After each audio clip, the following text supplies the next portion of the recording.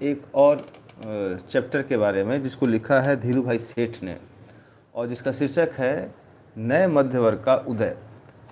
इस चैप्टर में हम देखेंगे कि जाति व्यवस्था, वर्ग रचना और लोकतांत्रिक राजनीति के जो इंटरेक्शंस हैं उन्होंने कैसे भारतीय राजनीति को शेप किया है और इस यात्रा में किस तरीके से चीज़ें घटित हुई हैं। तो सबसे पहले देखें कि शहरीकरण, औद्योगिकरण और आधुनिक शिक्षा के प्रसार ने धीरे धीरे जातियों को उनके कर्मकांड आधारित ऊंच नीच के दर्जे की जकड़ से मुक्त कर दिया। तो वो कौन से फैक्टर्स हैं इसमें जो बड़े ही महत्वपूर्ण हैं? शहरीकरण, औद्योगिकरण और आधुनिक शिक्षा। तो ये तीन रिस्पॉन्सिबल जो एलिमेंट हैं जिसने इसको शेप किया है। आगे वो कहते हैं कि आधुनिक राजनीति के क्षैतिज धरातल पर सत्ता के लिए होड़ करती हुई जातियां कौटुंबिक समाज के रूप में जीवित रह गई हैं। इसमें आरक्षण की नीति ने प्रमुख भूमिका निभाई है।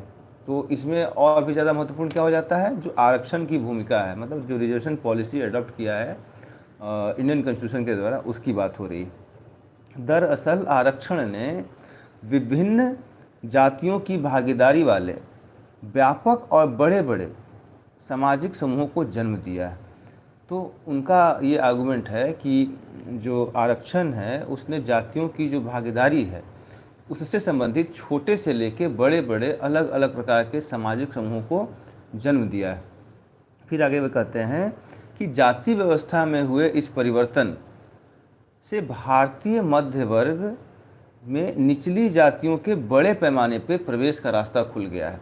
अर्थात जो मिडिल क्लास है उसमें हम देखें कि जो लोअर स्ट्राटा है वहाँ से रिक्रूटमेंट हो रहा है मिडिल क्लास में। ये एक महत्वपूर्ण बात बता रहे हैं वो। इसके बाद कह रहे हैं कि यह भारतीय लोकतंत्र के लिए निर्णायक परिघटना है।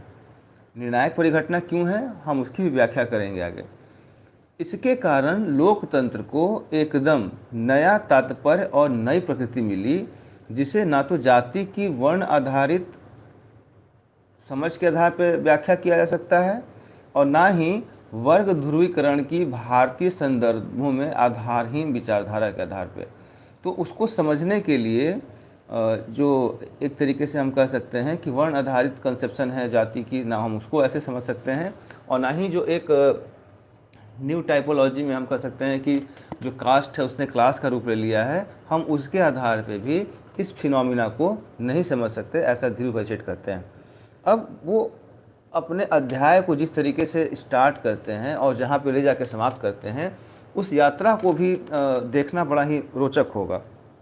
वो कहते हैं कि हजारों साल पुरानी जाति व्यवस्था को उसका यह नाम केवल 500 वर्ष पहले मिला था।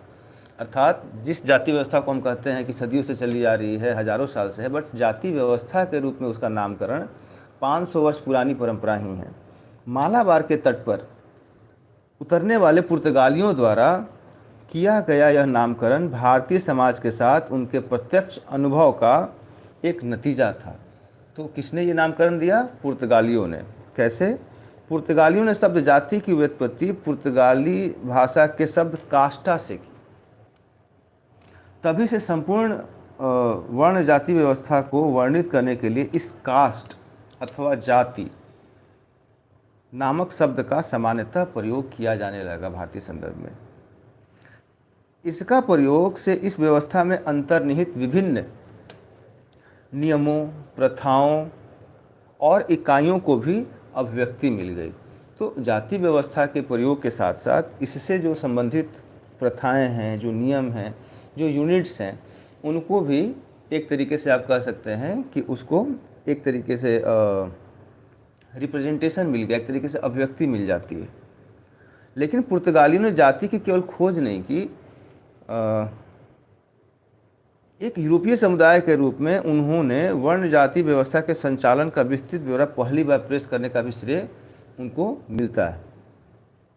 16वीं सदी के एक पुर्तगाली दुआर्ते बारबोसा, पुर्तगाली हैं और इनका नाम है दुआर्ते बारबोसा, द्वारा दिया गया जाति का विवरण सर्वाधिक महत्वपूर्ण, बोधगम्य और तथ्यात्मक साबित हुआ। अर्थात